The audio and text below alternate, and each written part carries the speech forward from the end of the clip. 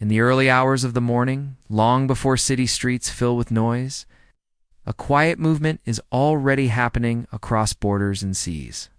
A father grips the handle of a worn suitcase while his child sleeps against his shoulder. A young woman steps off a train into a city she has only seen in photos. A family waits in a small rented room, counting coins and whispering prayers. These are not scenes from one place or one country. They are scenes repeated again and again across Europe.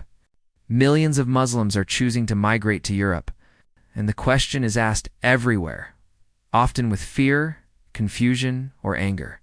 Why are they coming? Why do they leave their homes? Why do they risk so much for a future that is still uncertain? Stay with this story until the very end, because the real answer is deeper than politics, louder than headlines, and more human than most people are willing to admit. Migration does not begin at a border. It begins long before that, inside homes, inside families, and inside minds. Most people do not wake up one day and decide to leave everything behind. They resist the idea. They delay it. They deny it.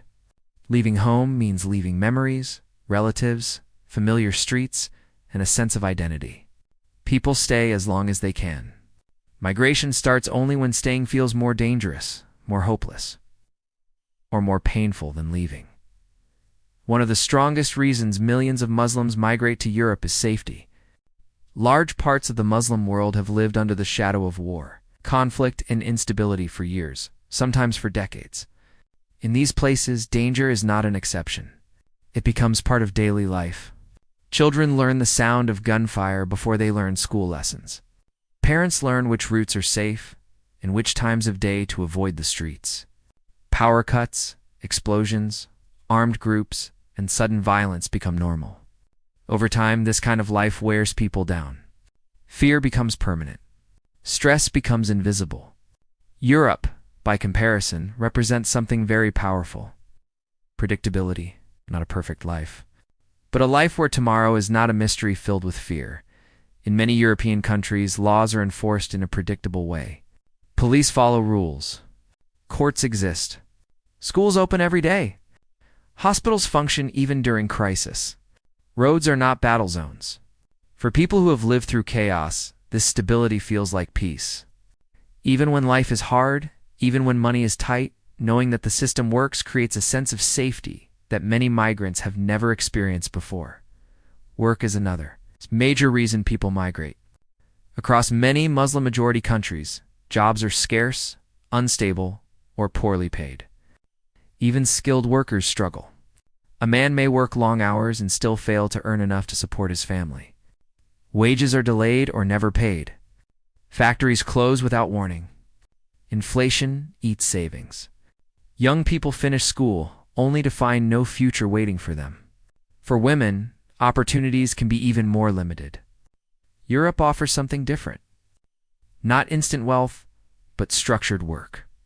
Contracts, minimum wages, labor protections. Even low-paid jobs in Europe often provide more stability than skilled work elsewhere. For many migrants, Europe is not about luxury. It is about dignity. Earning money on time, paying rent, buying food without borrowing, sending children to school with shoes that fit. These small things add up to a life that feels worth living. Education is one of the strongest forces, pushing families toward Europe. Parents want their children to learn in safe classrooms with trained teachers. In some regions, schools are overcrowded, damaged, or closed. Teachers are underpaid or absent. Girls are pushed out of education early. Children are forced to work. In Europe, education is often free, structured, and protected by law. A child can learn languages, technology, science, and skills that open doors. Parents migrate not for themselves, but for the future they imagine for their children. A future where survival is not the main goal. Healthcare also shapes migration choices. In many countries, hospitals lack medicine, equipment, or trained staff. A simple illness can become deadly. Treatment is expensive or unavailable. Pregnant women face risks. Children miss vaccinations. Chronic diseases go untreated. Europe offers public healthcare systems where emergency care is provided regardless of income. Long-term treatment is possible. Lives can be saved, not by wealth, but by access. For families who have lost loved ones due to weak healthcare systems, this matters deeply. Another growing factor is climate pressure. In many Muslim-majority regions, land is drying, water is disappearing, and crops are failing. Farmers watch fields crack under the sun. Fishermen return with empty nets. Floods destroy homes one year, drought destroys hope the next. People do not always call this climate change. They call it bad years, no rain or no future. But the result is the same. Life becomes harder every season. Europe, with its infrastructure, water systems, and food security, becomes a place of survival. But migration is not only about being pushed away, it is also about being pulled toward something. Europe has built a powerful image over decades, an image of order, rights, and opportunity. Buses arrive on time. Water is clean. Electricity stays on. Documents matter. Laws apply to everyone. These things sound simple, but for people who have lived without them, they feel extraordinary.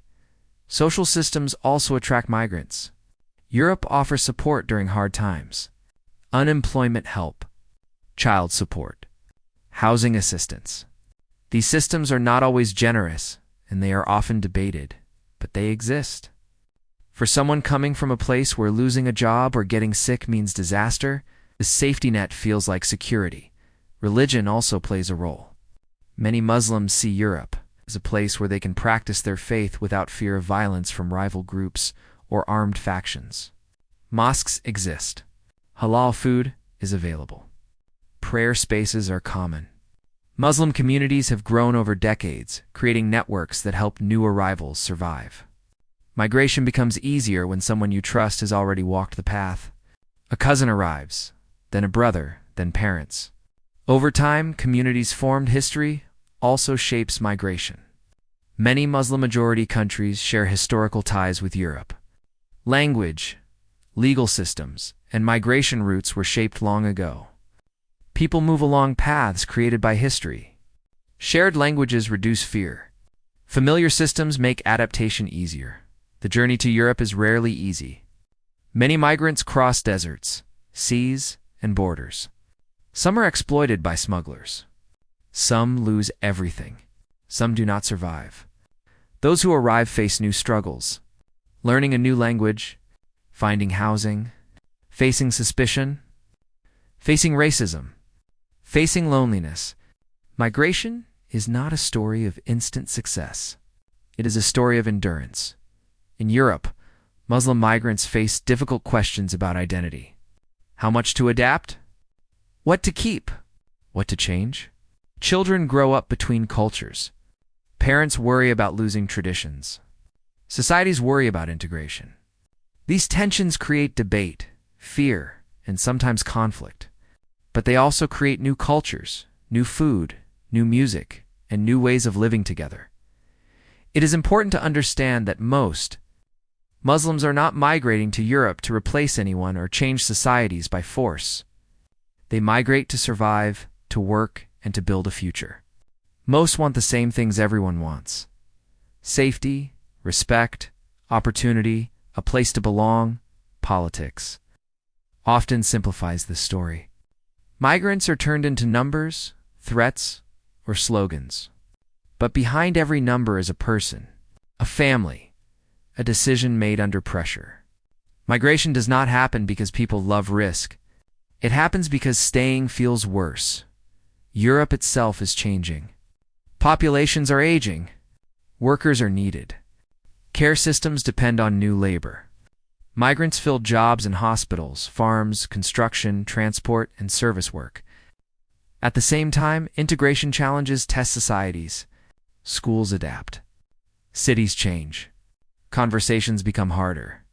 But history shows that Europe has always been shaped by movement. Some people ask why Muslims do not migrate to neighboring countries instead. The answer is simple: many do.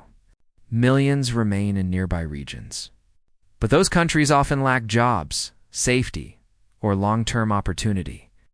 Europe offers something different: a chance, even if difficult, to rebuild life with structure and protection.